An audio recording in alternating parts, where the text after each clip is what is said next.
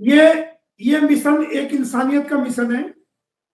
एक एक गरीब बाप को उसके बच्चों का हक दिलाने का मिशन का एक एक सोशल कोज है। और मैं फिर भी कह रहा हूं कि देखो, जब बीमारी जितनी बढ़ जाती है उसको इलाज करने में उतना ही समय लगता है। ये बीमारी बहुत ज्यादा बढ़ चुकी है क्योंकि एक साल बाद कोई इसकी सुध लेने के लिए आया है। एक साल तक तो कोई आया ही नहीं, तो समय लगेगा, सारा सिस्टम ठीक हो जाएगा। हमारी न्यायिक प्रणाली में समय जरूर लगता है लेकिन काम जरूर होगा। और इसको जेल कराएंगे और उसके बच्चों को भी दिलवाएंगे। देखिए, मैं कानून के लिए, जो मैं कानूनी लीगल कार्रवाई कर रहा हूं, मैं कोर्ट के लिए जवाबदेह हूं। जो मेरा क्लाइंट है गुलाम हैदर, मैं उसको जवाब देने के लिए, उसके लिए मैं रिस्पॉन्सिबल हूं जवाब देने के लिए। उसके अलावा मैं किसी को जवाब देने के लिए बाध्य नहीं हूं। समझ रहे मेरी बात? ये तो जो लोग गुलाम हैदर की आवाज को उठा रहे हैं, चाहे वो यूट्यूबर्स हैं, चाहे वो आस्था है या कोई और है, उनको मैं इज्जत देता हूं, उनको मैं सम्मान करता हूं। और जो है मेरे पास फोन करते हैं, मैं सबके फोन को सुनता हूं। तो आस्था बहन ने भी फोन किया था, लेकिन जो ये आज केस का फैसला हुआ, ये कल मैं सारा दिन कोर्ट में बिजी था। कम से कम 70-80 पन्नों का ये केस लगा हुआ था। हर पेज को मुझे समझाना पड़ रहा था, ये ऐसे है, ये ऐसे है, ये ऐसे है। तो आप एक बार बताइए, मेरे लिए कोर्ट पहले था या मेरे लिए पुलिस स्टेशन जाना जरूरी था? ये बताइए। 5:30 बजे मुझे कोर्ट हो गए थे और जज साहब भी बैठे हुए थे वहां, और हम उस पर काम कर रहे थे। तो ये बताइए कि मैं कोर्ट को छोड़ के थाने में कैसे जाता? मैंने उनको बोला था मैं आ रहा हूं, और वो किसी जो पुलिस स्टेशन में जिनसे मिलके आई है, वो एसएचओ नहीं है। एसएचओ मिस्टर मनोज चौहान है, जिनको 3 स्टार लगे हुए हैं। वो किसी भारद्वाज, जो सुनील भारद्वाज शायद कोई है, भारद्वाज करके कोई सब इंस्पेक्टर है, उनसे मिलके आई है। ये तो एक थाने में 50-60 150 तक आदमी जो है वो मुलाजिम होते हैं। ये जिनसे मिलके आई है, ये तो उस दिन था ही नहीं जिस दिन हमने कंप्लेंट फाइल की। इसको क्या पता? तो ये एसएचओ नहीं था जिनसे मिलके आई। एसएचओ तो मनोज चौहान है, वो मनोज चौहान है जो 3 स्टार इंस्पेक्टर में उससे मिलके आया था। और मैंने वो वीडियो आपके सामने चलाई, सबने देखी होगी, तो इसमें मैं ज्यादा बात नहीं करना चाहूंगा। जो सबूत मुझे देने थे मैंने दे दिए। अब कौन क्या समझे क्या कहे, उससे मुझे क्या लेना देना। इंटरनेशनल मसला है, हर आदमी अपनी जान बचाने की कोशिश करता है, हर आदमी पल्ला झाड़ने की कोशिश करता है। और फिर ये कंप्लेंट मैंने दी थी ना, ये आस्था ने तो दी नहीं थी। तो अगर मैं जाता तो वो कुछ बताता, हाँ जी आई है कंप्लेंट, नहीं है हम ये कर रहे हैं वे कर रहे हैं, वो थर्ड पर्सन को क्यों बताएंगे? सिक्रेसी नहीं होती है ना कई चीज की। जो मामले से जुड़े हुए आदमी है कानूनी रूप से, वो उनको ही जवाब देंगे। थर्ड आदमी कोई नहीं जाएगा तो उसको क्यों बताएंगे? ये बताओ। आने वाले आने वाले दिनों में ईद आएगी, ईद की नमाज पढ़ना, मिठाइयाँ खाना, सवैयाँ खाना, यही बता सकता हूँ। जो मैं कानूनी कार्रवाई कर रहा हूँ, जो करूंगा और करने जा रहा हूँ, वो तो मैं नहीं बताऊंगा, वो तो करके बताऊंगा, पहले नहीं बताऊंगा। देखो, मेरा काम कानूनी है, कानूनी काम करना है, वो मैं कर रहा हूँ और करता रहूंगा।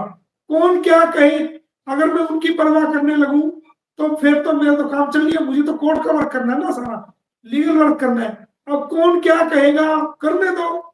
जिसकी जैसी बुद्धि है, जिसके जैसा माइंड है, वैसी बात करेगा।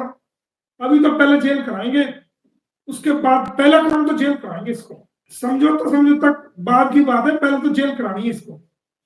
बच्चे तो उसके बाप के हवाले करेंगे। बच्चे तो जो उसका बाप है, बायोलॉजिकल फादर, उसके हवाले करेंगे।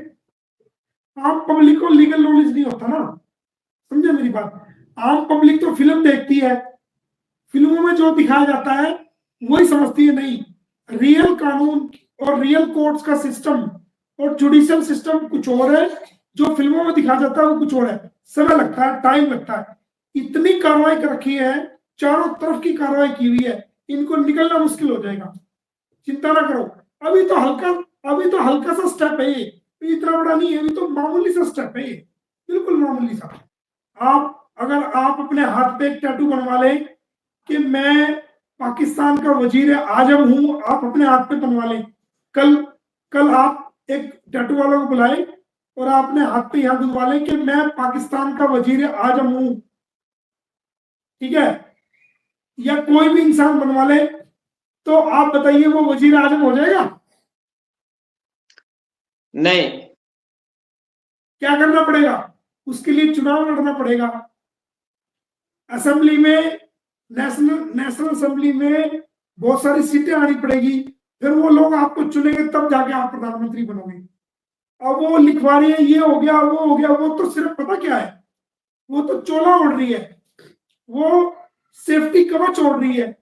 उसको पता है कि वकील आ गया है, इडियट वकील है, चारों तरफ से कानूनी रूप से पीछे लग गया है, उसको रास्ता नहीं मिल रहा कहीं से, तो वो क्या करेगी? वो ऐसी ऐसी बात कहेगी। ये बातें वो 1 साल से आई है, पहले क्यों नहीं की? मेरे आने के बाद ही करनी है ना, जब उसको पता है कि जेल जानी है तू। तेरे लिए बड़ी मुश्किल हो रही है। ये जो आज ड्रामे कर रही है, फर्जी एनिवर्सरी बना रही है, फर्जी ये दिखा रही है, ये 1 साल से थी, पहले क्यों नहीं किया उसने?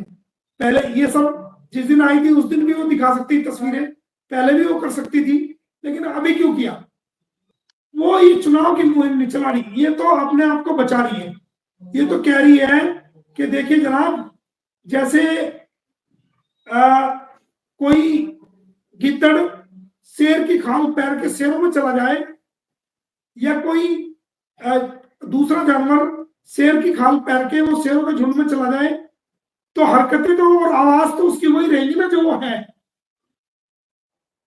और जब शेर को पता लग जाएगा ये कौन है देश में, तो उसका क्या होगा आप जानते हैं। ये सब जो तरीके इस्तेमाल कर रही है, वो तरीके भारत की जनता को गुमराह करने के लिए और दुनिया की जनता को, पूरे देश के लोगों को, पूरी दुनिया के लोगों को गुमराह करने के लिए कर रही है। और वो इसकी एक भी नहीं चलेगी। इसका सब कुछ जो भारत के लोग हैं, चाहे वो हिंदू मजहब के हैं, चाहे वो सिख मजहब के हैं, चाहे मुसलमान हैं, पूरी दुनिया के लोग सब इसके ड्रामे को देख रहे हैं, और ये बहुत जल्दी बेनकाब हो जाएगी, चिंता मत करो। वो जाहिर कर रही है कि मेरा कौन क्या कर लेगा। असल में वो अंदर अंदर बिल्कुल टूट चुकी है, घबरा चुकी है, और जो उसके भैया है उन्होंने घर आना बंद कर दिया है, क्योंकि लोगों ने जूते मारने शुरू कर दिए हैं, लोगों ने गालियां देनी शुरू कर दी है कि घर क्या लेने, आप वकील हो तो कोर्ट में जाओ, घर क्या लेने आते हो। तो वो सिर्फ फोन से ही बात करती है, उसको पता है कि वो उसका जो ठिकाना है वो जेल है, तो वो पूरी तरीके से जाल में, कानूनी जाल में फंस चुकी है। वो थोड़े बहुत दिन की मेहमान है, वो जेल जाएगी जल्दी। तो वो सिर्फ ड्रामा कर रही है, वो ड्रामा कोई कामयाब नहीं है। आजाद सिर्फ ये अपने घर में टॉयलेट जाती है, टॉयलेट से कमरे में, कमरे से टॉयलेट में, उसके अलावा ये गली भी पार नहीं करती। इसको कहीं जाने का अधिकार नहीं है, सिर्फ अपने घर में, घर के अंदर रह सकती है, बाहर नहीं जाएगी कहीं भी, बिना इजाजत के ये कहीं नहीं जाएगी। कानून के जितने भी पहलू हो सकते हैं, जितने भी स्टेप हो सकते हैं, सब मेरे माइंड में है, वो सब अंडर प्रोसेस है।